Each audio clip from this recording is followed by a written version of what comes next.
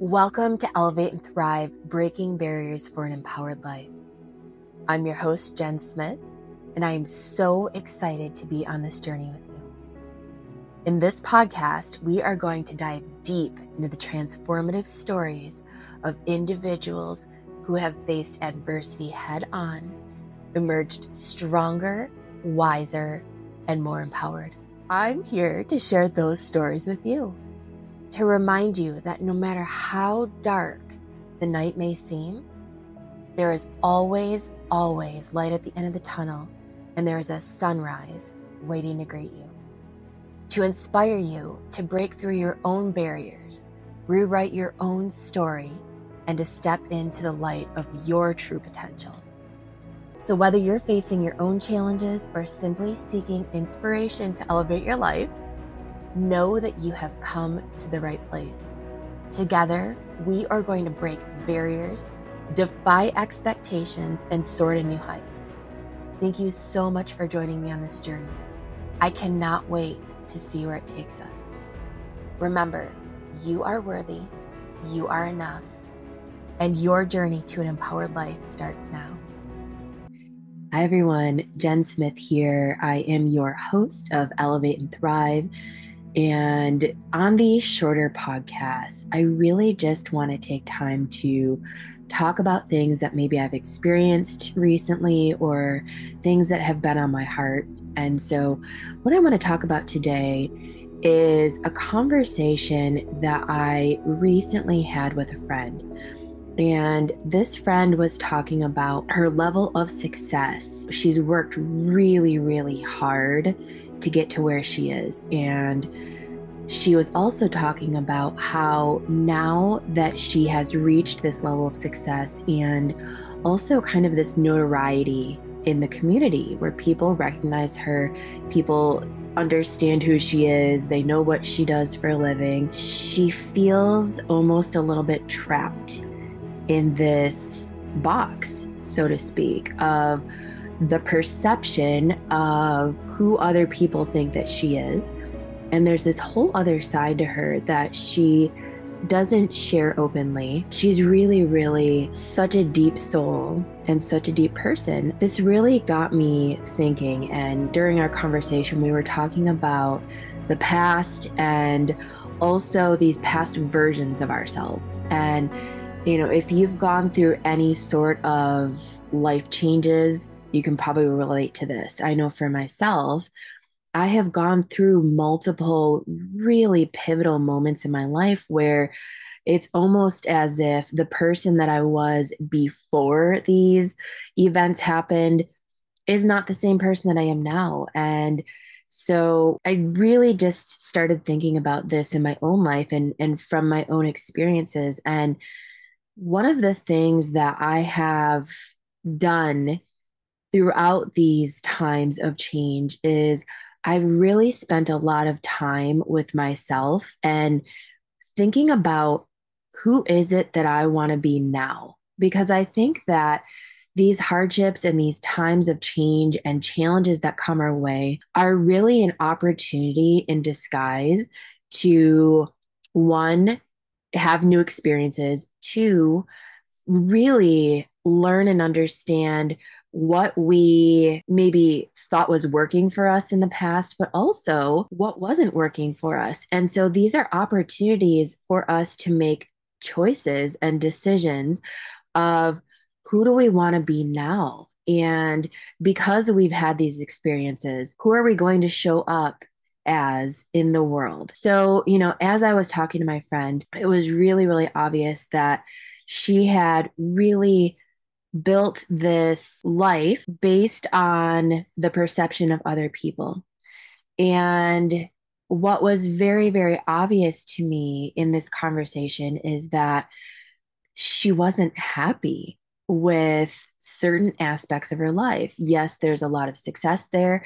Yes, there's a lot of beauty and a lot of fruits of her hard labor. But also, there's this sense of not really feeling like she can be authentically her, all parts of her. I know that you've probably heard this quote or this saying in the past, but Other people's opinions of us are none of our business. And it's so true. And I think that at any given moment in our life, we always have this ability to choose something different. And that goes along with who do we want to be? You can live your life for the opinions of other people, or you can really truly step into who you are authentically as a person and live your life according to what you want to learn, what makes you happy, what feeds your soul and lights up your life. Sometimes that takes a little bit of exploration and a lot of courage to be able to step into this authentic version of ourselves because we spend so much of our lives being conditioned and learning and believing that we need to follow the rules of what other people say. I mean, if you think about it, when we're little kids,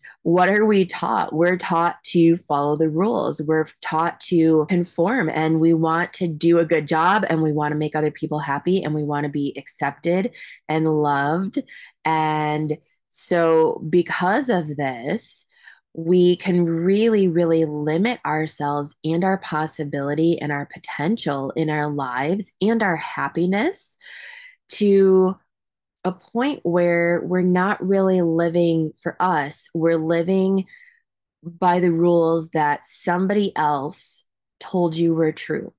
And one of the things that I've really, really learned as I've gotten older is that honestly, the rules are all just made up.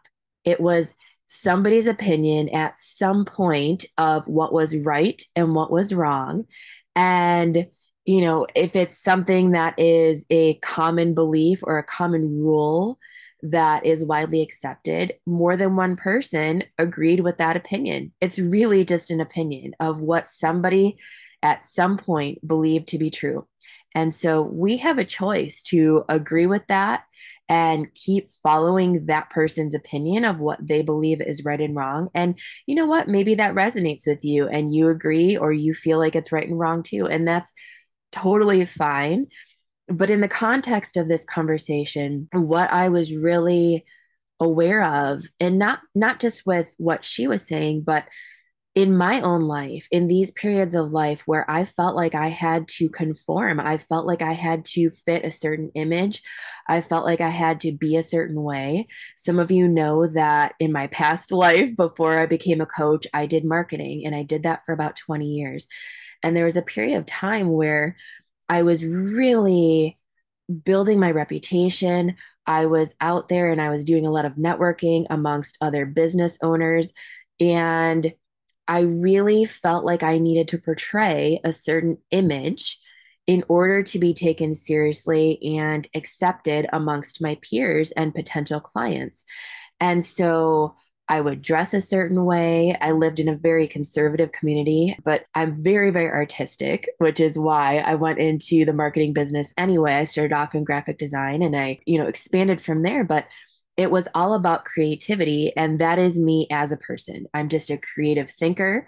I am a problem solver. And one of the things that I love is beautiful art. And so I decided that at a certain point, I was going to get some tattoos on me, and they have a lot of meaning to me, and they represent my family, people that I really care about. So I have this beautiful artwork on my body. And in this area that I lived at the time, it was very taboo.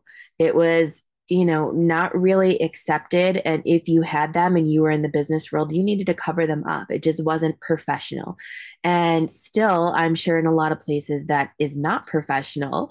And there's a time and a place. But one of the things that I've really embraced is this is part of who I am. For a long time, I was just worried about what other people would think. And I could also, along with being worried about that, I could feel the judgment from other people when I would let my tattoos hang out. My advice or my takeaway from this podcast today is that at any given moment, you have the choice to step into who you want to be. And that could be totally different than who you were yesterday. And that's okay. It's nobody else's business.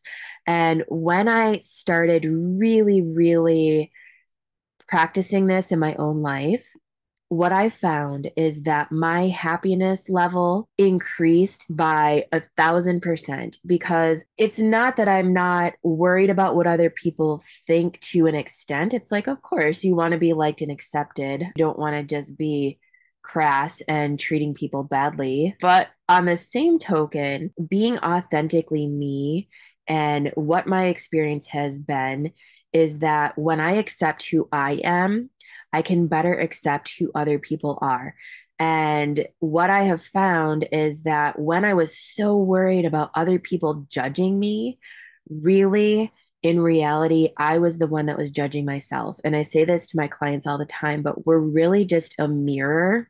What we see in other people is something that we see or need to see in ourselves, or maybe something that we're capable of in ourselves. So, for instance, if you see somebody that has a lot of confidence and you're like, oh my gosh, I admire that person so much for their confidence or their bravery or whatever it is, that's something that you, because you recognize that in somebody else, you wouldn't even be able to recognize it if it was not a possibility for yourself. And so that's what I mean about being a mirror.